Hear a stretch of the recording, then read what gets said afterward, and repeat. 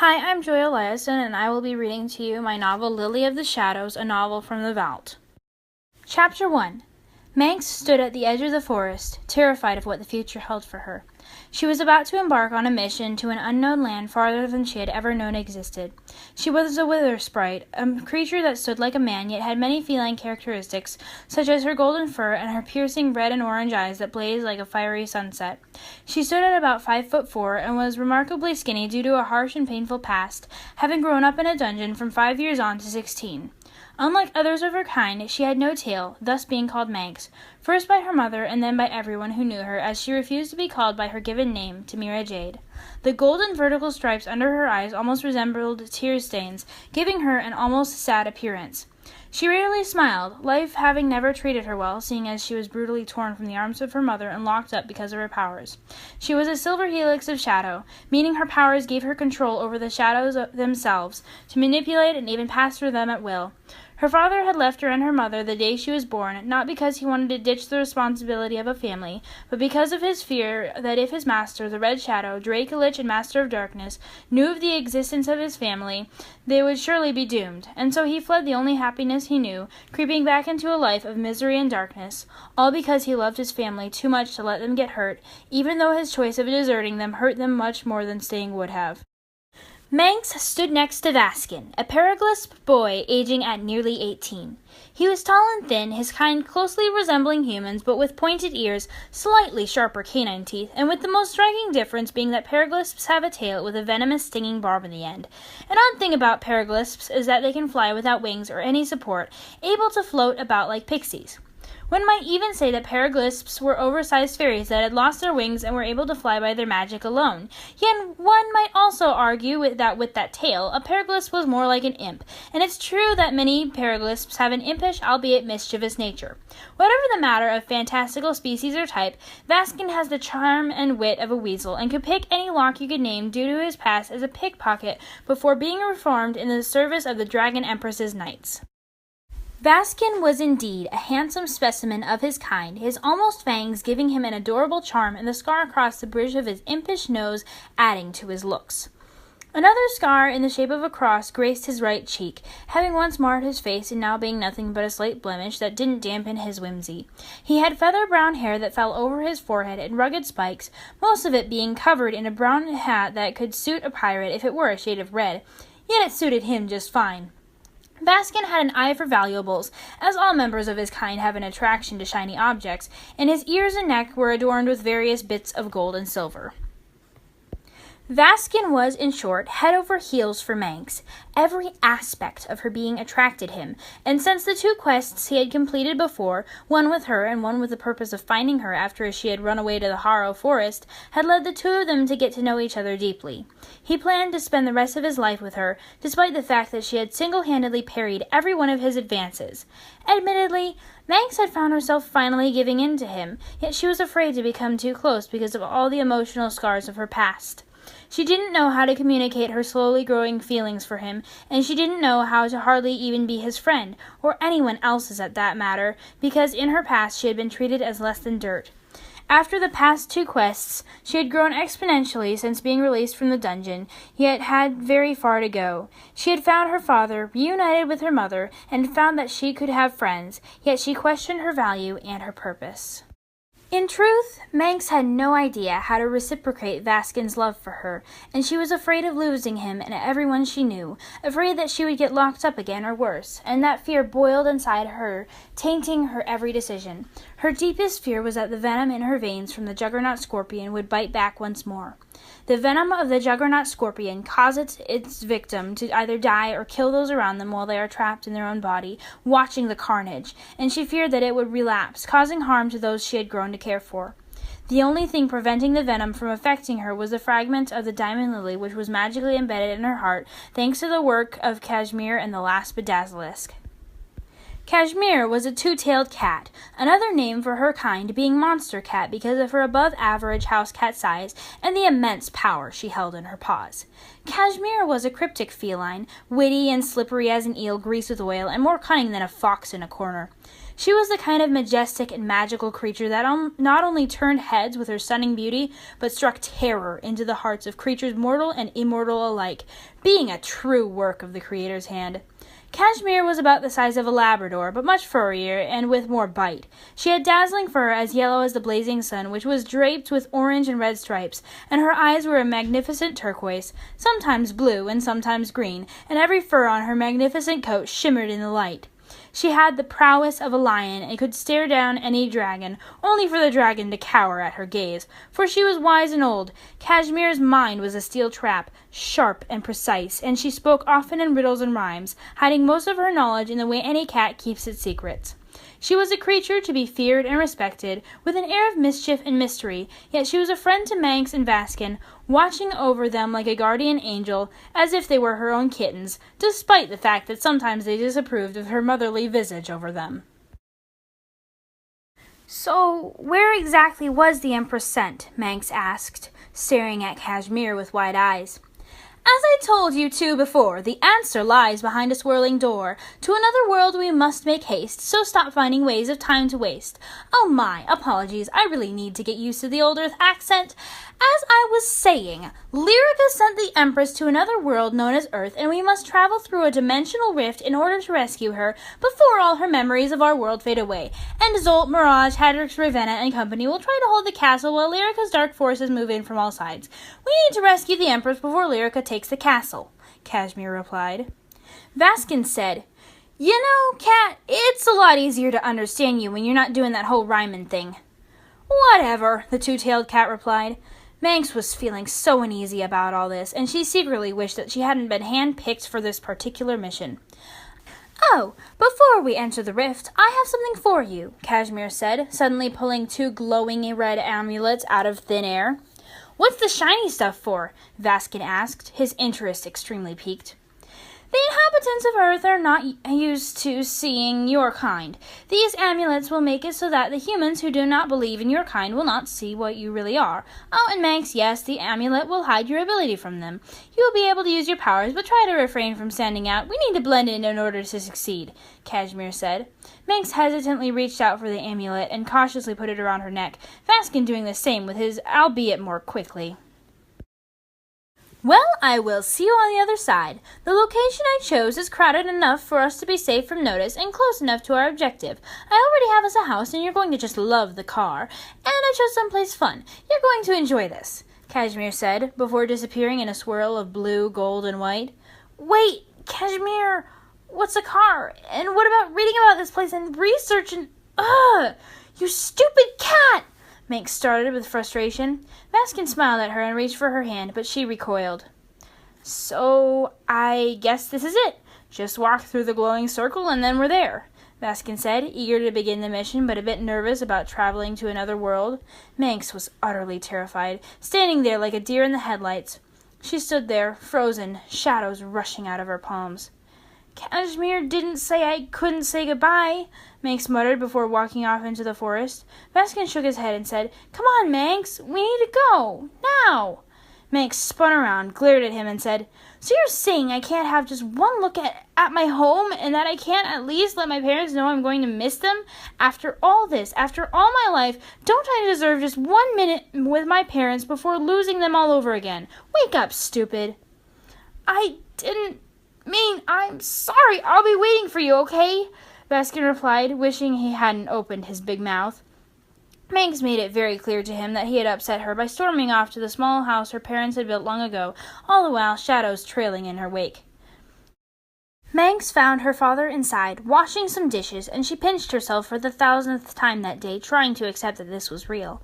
After all her life of him not being there, of being taken away from her mom at 5, and her mom's disappearance, and then her dad being back, and then finding that her mom had taken up the job of a pirate captain, ferrying away silver helixes to an island protected by sea serpents so that they could have a life free from pain, the new normalcy of actually having a home and family was shocking to her at best. And now she had to leave them, or Lyrica would take the throne. Manx stopped in the doorway. Her confidence suddenly fizzled out, and she felt awkward in the midst of everything. "Hi, Manx nervously started. "Greetings, Tamira Jade. I thought you would be gone by now." her father, Kaorin, replied. They stood there awkwardly staring at each other before Manx's mother walked in and saved the day. "Oh, stop that, Kay. Just look at you two. Why can't you break the ice?" Sorrel, Manx's mom, teased. Manx looked at the floor and drew circles in the wood with her toe, unsure what to say.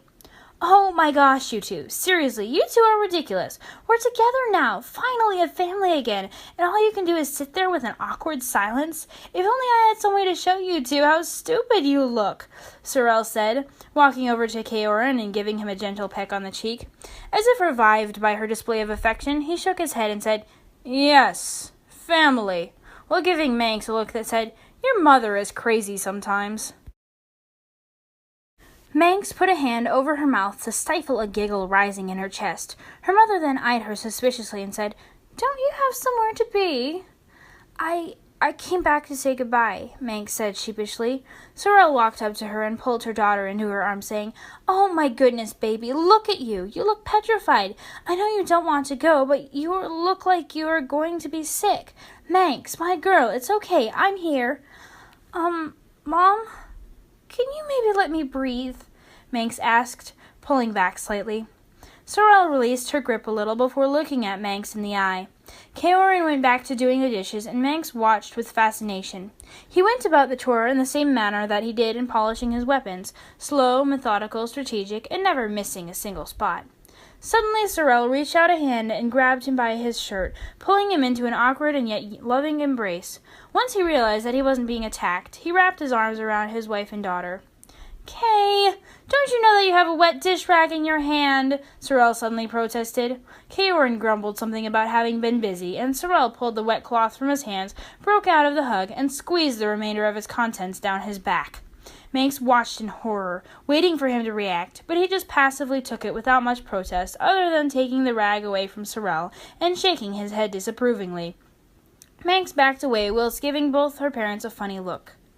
"Hello, Mom, Dad, I'm leaving," Manx said, trying to figure out what was happening between them. Suddenly her father made a noise that startled her until she finally realized that he was laughing, deep and low but surprisingly present. He then stepped back, wet the dish rag in the basin of water, and flicked it at her mother. "Child," he said with a playful smile. Sorrel smirked and said, "Oh, it is so on. You better get ready for this."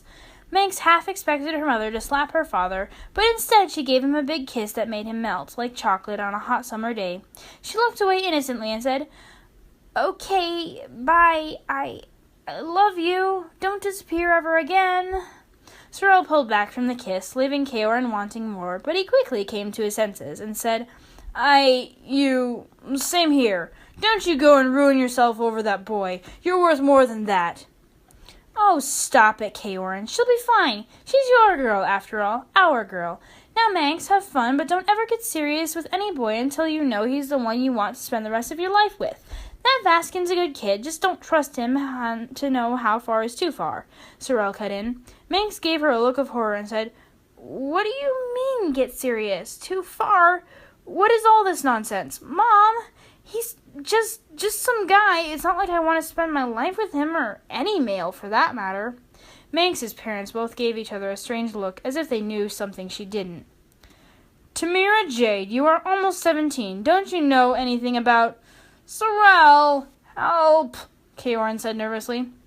"Look, honey, you have to go. We'll give you the talk later. Enjoy the trip, and don't do anything with that boy behind closed doors," Sorrel said, secretly trying to avoid having a certain conversation.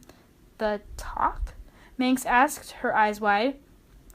"Have fun, Manx. Never mind that. It is best you keep your innocence, and I've said too much. Well, be careful. Love you," Sorrel replied. Manx nodded nervously and headed out the door, a long day ahead of her. When she met Vaskin at the dimensional rift, he said, "There you are. What took you so long?" "Nothing. My parents were just being strange," Manx replied, quickly approaching the rift. Vaskin nodded and said, "Well, here we go. Ladies first?" Manx didn't reply. Instead, she stormed through the glowing circle with Vaskin following close behind. They appeared right behind a strange booth with giant neon-colored animals hanging limply from ropes as people tried to throw a circular object around the neck of a glass bottle. Manx looked around with wide eyes, overcome once more with fear at the noise and the chaos all around her. She looked down at her legs and arms to see a transparent film over them, making them look very different from what she was used to. The amulet had made her fur disappear, leaving in its place exposed pale flesh. She concentrated hard to see that her fur was still there, just hidden by the amulet's magical ruse. She then looked over at Vaskin to see that his ears were rounded, not tapered like they should have been. When he gave her a slight smile, his canine teeth were just slightly duller than normal. Manx felt unusual fabric against her skin, and she was overtaken by the strangeness of this world. She looked around to see serpents of metal coiling around here and there, and a strange vehicle would ride along the steel serpent spines, full of screaming humans.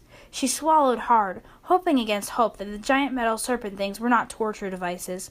And then, suddenly, a large boat flew overhead, rocking back and forth on a pendulum until it finally went upside down as the humans on the thing screamed, and some put their hands up as if they were trying to escape the metal monster's fury. Vaskin stood by her, mesmerized by it all, seeing all the people around. Manx stood there, not knowing what to do, until she finally decided to move to somewhere that was less crowded and less noisy. As she walked, a large man wearing a blue uniform and a strange device clipped to his pants walked up to her, standing in her path. "Excuse me, missy, but do you have tickets, and where is your adult chaperone?" he said.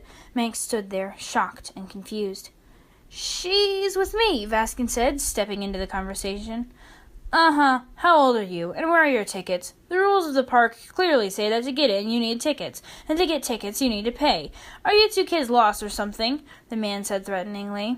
Manx clenched her jaw and felt the shadows coming out, but she could not see them. "I'm 17, sir, and this is Manx. She's not from here. And about the tickets, well," Vaskin started, only to be interrupted by an extremely tall and striking human woman with large sunglasses and fiery red hair full of yellow highlights. The woman stormed right up to them and the officer and said, "Well, there you two are, and after all the trouble I go through, you forget your tickets. Come on, really. It's okay, officer. These kids are with me." Vaskin and Manx gasped up at her with perplexed looks before she lowered her sunglasses and winked at them, pulling the tickets out of her handbag. "Kashmir?" Vaskin mouthed in surprise. The cat in human's clothing nodded as the police officer walked away. "You might want to put this in your pocket," Kashmir said to both of them, handing them the tickets. "It's just a little slip of paper with some weird lines on it. What use can it be?" Manx asked, perplexed.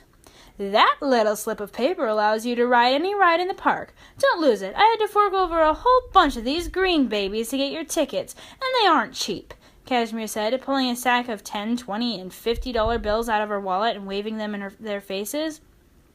"So, is that green paper stuff some sort of currency?" Vaskin asked with interest. "Bingo! And we have a winner!" Kashmir exclaimed. "Neat, but how much is it worth?" Vaskin asked, his eyes following the stack of bills she was waving back and forth in front of his face. "It's simple. You read the number on the bill, and that's the amount it's worth. And then, in the shops and stuff here, you just read the little paper slips called price tags, and they tell you how much something costs. But don't wave this stuff out in the open, or it could get stolen," Kashmir said with a wink, slyly slipping a few bills into each of their hands before putting the rest back in her handbag. "I kind of wish it were shiny, but if it's worth something, I'll take good care of it," Vaskin said, putting his portion in his pocket and securing it tightly. Manx nodded and looked for a pocket on her outfit, and when she found one, she tucked the strange paper currency inside.